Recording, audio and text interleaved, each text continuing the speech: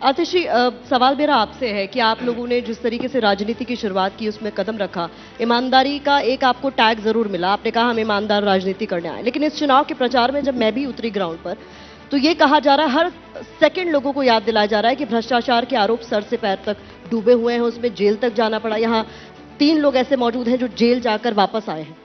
तो ये चीजें लोगों के बीच सिंक इन हुई, आपको लगता है, इस चुनाव में? प्रतिमा जी, मुझे बचपन से याद है, हम टीवी पे देखते थे जब सीबीआई की रेड्स होती थी, इन्वेस्टिगेटिंग एजेंसीज की रेड्स होती थी, तो लोगों के घरों से क्या मिलता था? कैश के ढेर मिलते थे। ये एजेंसीज उनकी रंगोली बनाती थी, कैश से सी लिखती थी, बी लिखती थी, आई लिखती थी। सोने के बिस्किट मिलते थे, प्रॉपर्टी के कागज मिलते थे कि किसी ने ड्राइवर के नाम पे, किसी ने नौकर के नाम पे, किसी ने कुत्ते के नाम पर भी प्रॉपर्टी बनाई होती थी। शेल कंपनीज के कागज मिलते थे। ये होता था भ्रष्टाचार का प्रोसीड्स ऑफ क्राइम। आम आदमी पार्टी के हर नेता के घर पर रेड हो गई, हमारे नेताओं के ऑफिसेज में रेड हो गई, लॉकर में रेड हो गई, पैतृक गांव में रेड हो गई। सारे प्रयास के बाद भी भारतीय जनता पार्टी को भ्रष्टाचार का 1 रुपया भी नहीं मिला।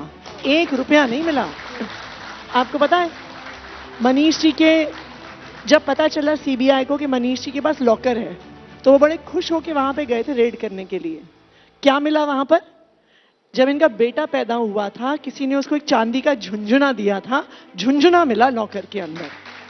तो दिल्ली वाले बहुत समझदार हैं।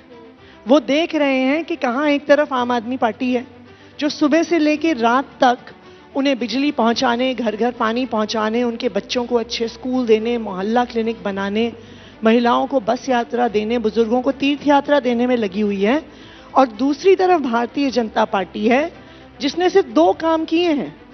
एक काम किया है आम आदमी पार्टी के नेताओं को परेशान करने का काम किया है, और दूसरी तरफ आम आदमी पार्टी के नेताओं को गालियां देने का काम किया है।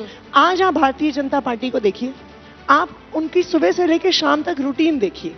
सुबह 9 बजे दिन शुरू होता है, वीरेंद्र सचदेवा जी टीवी पे आएंगे, अरविंद केजरीवाल जी को गाली देंगे। 3 घंटे बाद उनके दूसरे नेता आएंगे, वो अरविंद केजरीवाल जी को गाली देंगे। 5 बजे तीसरे नेता आएंगे, वो अरविंद केजरीवाल जी को गाली देंगे।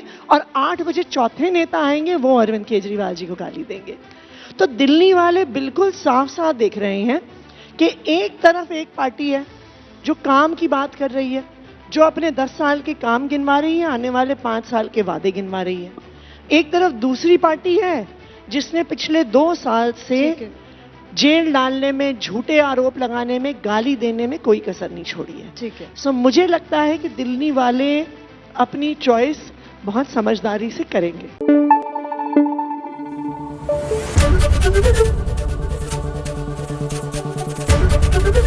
एबीपी न्यूज आपको रखे आगे।